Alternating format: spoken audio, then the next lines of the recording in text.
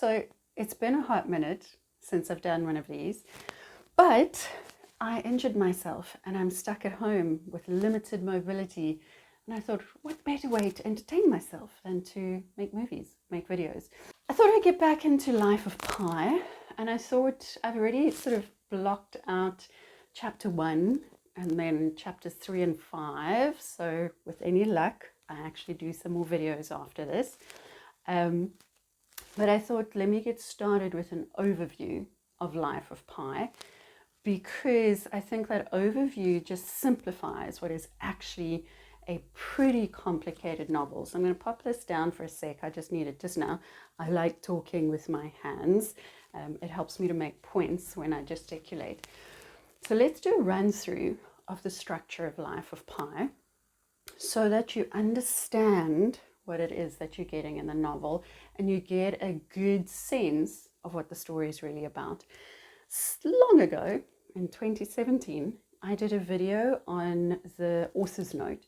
So this novel starts with the author's note, and instead of making the author's note something that is non-fiction, that Yann Martel, as the real author, wrote, he set it up as something that is part of his fiction, something that is part of his story, in order to play with the idea of what is real and what is fantasy and storytelling and what it is that we're choosing to believe in, because a lot of the story is about belief.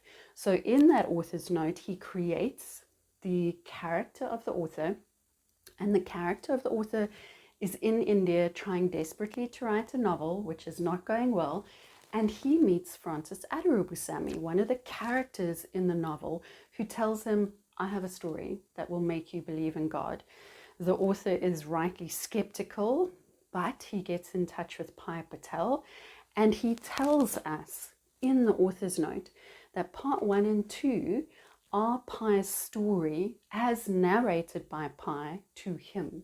So it's in the first person, as if Pi is talking directly to us. So we'll see that in part 1 and 2 of the novel. It's as if Pi is talking to the reader. Periodically, what we get in between are short little chapters in italics where the character of the author, not Yann Martel himself, because Yann Martel never interviewed Pi Patel, Yann Martel created Pi Patel. So where the character of the author interviews Pi Patel, and he gives little snippets in between to sort of comment on what it is that Pi is saying or what it is that Pi is doing. So author's note, part 1, part 2. Before I discuss what's in part 1 and part 2, I do want to say the following, because I remember thinking this is quite important. I must remember to say this. At the end of the author's note, the character of the author tells us that he met with Pi, he interviewed Pi, and he's giving us Pi's story in Pi's words. But it is only when he gets the transcripts of the interview between Pi and the Japanese Ministry of Transport officials that the character of the author actually decides he believes in God. And that's quite an important point when we look at what happens in that transcript. So in part 1 is Toronto, chapter 1, and then pretty much the rest of it is Pondicherry. So Pondicherry, I'll get to chapter 1 in a sec, but Pondicherry is where Pi grows up. So Pondicherry is it was a French colony in India, so it's a little bit different to the rest of India. There's a French influence, and Pi introduces us to his childhood. He introduces us to all of the things that shaped him into the person he's going to be when we hit part 2. So the things that shape him that you need to keep an eye out for that are important are his name and how he got his name, his teachings from his father about zoo animals and his understanding of zoo animals, the 3 religions that he practices, Hinduism, Catholicism, and Islam, as well as the influence of science in Mr. Satish Kumar, his biology teacher. There are some other influences here or there, but those are the main ones. So he introduces us to his childhood in Pondicherry, growing up. His father was a zookeeper, and he gets to experience this idyllic childhood, this wonderful, peaceful childhood where he's surrounded by animals all the time. So if you've watched the movie, you would have gotten a sense of that almost paradise that Pi grows up in. Do be careful of the movie. It's not accurate in places, and they will penalize you in the end of your exam in the NSCs if you refer to things that happen in the movie that don't happen in the book. So part 1, Pondicherry. But the first chapter of part 1 is Toronto. So this is the adult Pi telling us that his suffering left him sad and gloomy. That's how he starts chapter 1. But his suffering comes after part 1. His suffering is in part 2 when he's at sea. And in chapter 1, we know that Pi is now in Toronto. He's in Canada. He's had a period of suffering. He tells us what he studied as an adult, and he gives us some insight into his life so that we can sort of frame the narrative a little bit more. I will cover part 1 in a later video with any luck if I'm still bored and I can't go anywhere. So that's part 1. Part 2 is the sinking of the ship that is meant to take Pi's family to Canada. So India at the time is not having the greatest political context, and Pi's family decide it's time to leave, and Pi's dad sells up the zoo. And part 2 is, it literally opens with the boat that they're on, the Timsum, sinking. So Pi thinks, and I'm not going to get into too much detail here because I don't want the video to be too long. Pi thinks that he has ended up on a life raft with a zebra, a hyena, and an orangutan. He did think that Richard Parker, a tiger, whom he mentions in part 1, but he never tells us in part 1 that Richard Parker is a tiger. He did think that Richard Parker got on the boat and then possibly got off the boat, and then he's convinced Richard Parker is not on the boat, because how could a hyena and a Bengal tiger exist on the boat together? So he finds himself on this boat in very short order. The hyena eats the zebra, and the zebra has a broken leg, and it eats the leg first, and then it dives into the zebra's guts and it eats the guts. And of course then the hyena and the orangutan fight, and obviously the hyena wins, and Pi notes that the orangutan ends up beheaded on the floor of the raft. Pi thinks he's next. He thinks the hyena is going to consume him next, but he then discovers that Richard Parker, the Bengal tiger, has been on board the boat the entire time. And there's a whole reason as to why Richard Parker has supposedly been hiding, but Richard Parker then kills and eats the hyena. So the remainder of the story is Pi on board a lifeboat, is Pi on board a lifeboat with Richard Parker for 227 days. And it is Pi learning how to cope with having lost his family, with not having food, with having to find ways to eat, ways to drink, accepting the fact that he must eat fish, he must eat turtles, even though he's vegetarian as a practicing Hindu, and also looking to train Richard Parker, because here's a Bengal tiger that could just as well devour him. So within that, there are a couple of interludes that are important, and that is Pi meeting the blind French chef, and Pi going onto the floating island and then realizing that he can't exist on the floating island.